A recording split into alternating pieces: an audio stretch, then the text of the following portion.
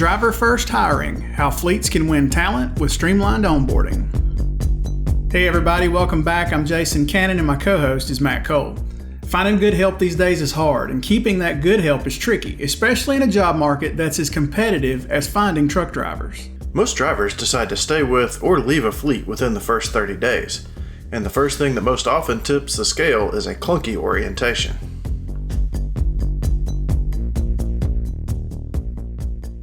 It all comes down to why do they leave in the first 30 days? I think there's probably a number of reasons that they leave. They may not like their manager, they may not like the experience, but one of the things that we found has the biggest impact on somebody's retention is the experience that they have when they come onto your company. If you think about it, that's the first engagement they have. Maybe they have an interview, maybe they meet with somebody in HR, but the first experience that they have with the technology of your company is their onboarding experience. And if it is cumbersome, lackadaisical, requires a ton of input, a ton of manual effort, that's how they're going to view your company coming into the organization. And so we've all along viewed that this experience is more critical than just how fast we can get them on. It's also making sure that's a positive experience so that they come on with that positive energy, and it serves as a fulcrum to ensure that they stay longer within your company. If your orientation and onboarding processes haven't changed in several years, it's probably time for a tune-up. Sure, some of the things you have to do are required by the DOT or FMCSA, but the pieces that make up that process can all be streamlined. So look, the one thing about driver onboarding is the DOT and the FMCSA have basically outlined all of the protocol of what you legally need to do when you're bringing a driver on board. And I would say the biggest change that there has been over most recent years is the automation of a lot of the requirements that are required to come on as a truck driver. So these are things like your employment verifications, your physical requirements, and then along with that, the construction of your driver qualification file.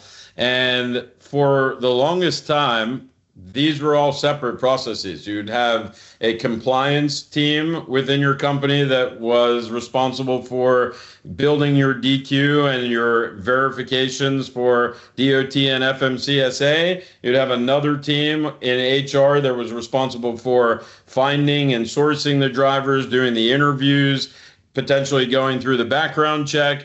And ultimately, this created a ton of inefficiency because you have two different teams working towards the same goal. And the biggest change most recently is creating this integrated workflow where when you're being onboarded versus you engaging with a compliance team, engaging with an HR team, you're going through one streamlined integrated workflow that takes you from application all the way to sitting in your seat and driving your vehicle.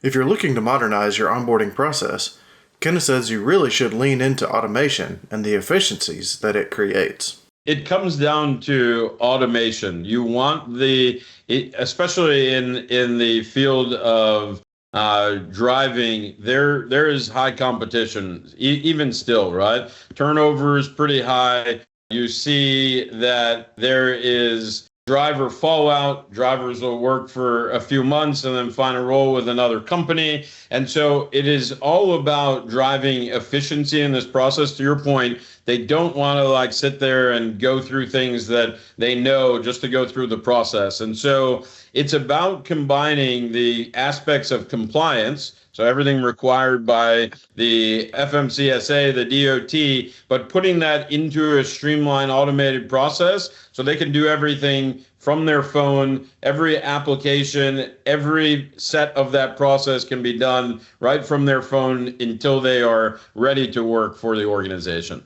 Basically, the gist of it is the more integration that you can bring to that process, the more streamlined that experience is going to be for the driver, the faster that they will be able to join your organization.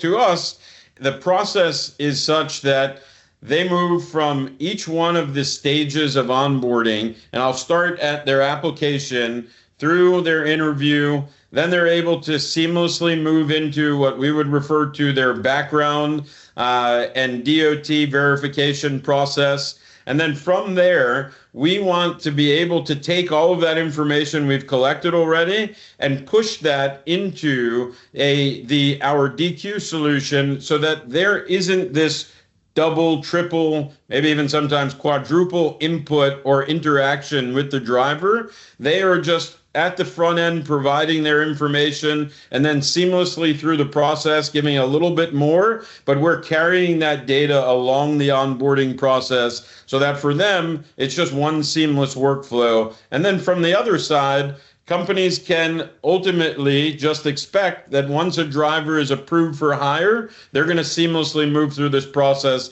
and there's no interaction that they have to go get information from the compliance team or reach out to HR. It all just seamlessly moves through the process. Siloing the onboarding process for drivers, Kenneth says, is something that most carriers get wrong most often. I would say that what they get wrong, at least as it relates to the front end of the onboarding process, is taking each step for itself and making each step a unique process. And so we still see today many organizations operating with silos between their compliance team and their HR team. And what we see is they send somebody through the background check, they do all their employment verifications per the DOT, and then they go through an entire additional process with a DOT application, with the compliance team. And imagine you're that driver and another organization, you've applied once, they send all your information through, and the second call from that company is, hey, we're ready for you. What day can you start? And the other company is, well, we also need your DOT employment. Do you mind providing that?